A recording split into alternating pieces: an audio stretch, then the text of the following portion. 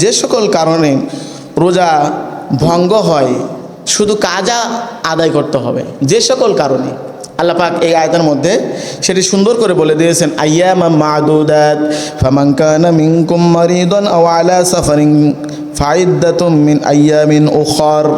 আল্লাহ পাক এখানে দুইটির ব্যাপারে বলেছেন।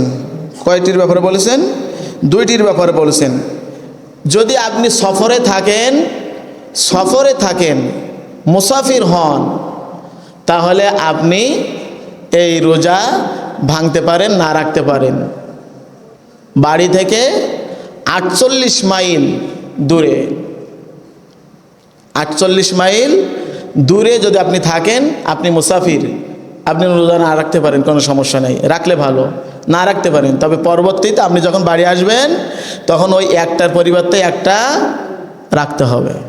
আপনি যদি অসুস্থ হন, মাহে রমজানে অনেকে অসুস্থ হয় না, অসুস্থ হওয়ার কারণে, সে অসুস্থটা তীব্র অসুস্থ যদি আপনি হন, তাহলে আপনি রোজা না রাখতে পারেন, তবে পরে একটার পরিবর্তে একটা রাখতে হবে, একটার পরিবর্তে একটা রাখতে হবে। আমার মা বোন যারা, তাদের বিশেষ একটা সময় আছে, পিরিয়ডের সময়, তারা এই সময় রোজা রাখবে না, কিন্তু পরবর্তীতে যেই কয়টা রোজা ভাঙা পড়বে সেই কয়টা রোজা তাকে আদায় করতে হবে, কারণ এটা একটা গুরুতর অসুস্থতা।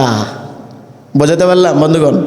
এরপর আসেন, আপনার যদি কেউ আপনাকে মনে করেন এক বন্ধু আপনার জোর করে কোনো কিছু খাওয়াই দিল, আপনি খেতে ইচ্ছুক না, কিন্তু এর কি মারতে মারতে আপনার মনে করেন যে কিছু খাওয়াই দিল, আপনাকে অবশ্যই পরে রোজা আদায় করতে হবে।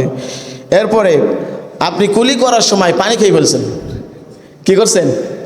কুলি করতে যেয়ে খুব মজবুত করে কুলি করতেছেন, যে রোজা রেখেছি, মজবুত করে কুলি না করলে হবে না, পানি এখন গলার ভিতরে চলে গেছে, রোজা আপনার ভেঙে গেছে, পরে একটা রোজা আদায় করতে হবে, যেহেতু এটা আপনার অনিচ্ছায় হয়েছে। ডুব দিয়ে গোসল করার সময় যদি এমন ঘটনা ঘটে, সেটি নাক দিয়ে হোক, কান দিয়ে হোক, কিংবা মুখ দিয়ে হোক, গলার ভিতরে পানি চলে গেলে আপনার পরবর্তীতে একটা রোজা আদায় করতে অবশ্যই হবে। অনেক সময় সিহারি খাওয়ার পরে অনেকে পান খায়, পান মুখের মধ্যে নিয়ে ঘুমিয়ে যায়, ঘুম থেকে উঠে দেখে ফজরের সময় শেষ, অথবা সময় হয়ে গেছে, মুখের ভিতরে পান আছে, এখন সে কী করবে? তার কিন্তু আর রোজা হলো না, রোজা সেদিন তার ভেঙে গেল, পরবর্তীতে আবার একটা রোজা তাকে রাখতে হবে। এরপরে আপনার দেখা যাচ্ছে ইচ্ছাকৃতভাবে আপনি বমি করলেন, মুখ ভরে ইচ্ছাকৃতভাবে, এটা অনিচ্ছাই না, যদি অনিচ্ছায় সামান্য বমি হয় ওটা ফেলাই দেবেন, আপনার রোজার অসুবিধা হবে না। ইচ্ছাকৃত যদি আপনি বমি করেন মুখ ভরে, এক্ষেত্রে আপনার রোজা ভঙ্গ হবে, পরবর্তীতে ওই রোজা আপনাকে আদায় করতে হবে। ঠিক আছে তো ইনশাল্লাহ? এরপরে রোজা রাখার, আপনি রোজা রেখেছেন কিন্তু নিয়ত করেন নাই, এমনটা আশা করি হয় না, কারণ যখনই সিহারি করি তখন আমাদের নিয়ত হয়ে যায়। আল্লাহ পাক যেন আমাদেরকে সঠিকভাবে এই আমলগুলো করার তৌফিক দান করেন, বলে আল্লাহুম্মা আমিন।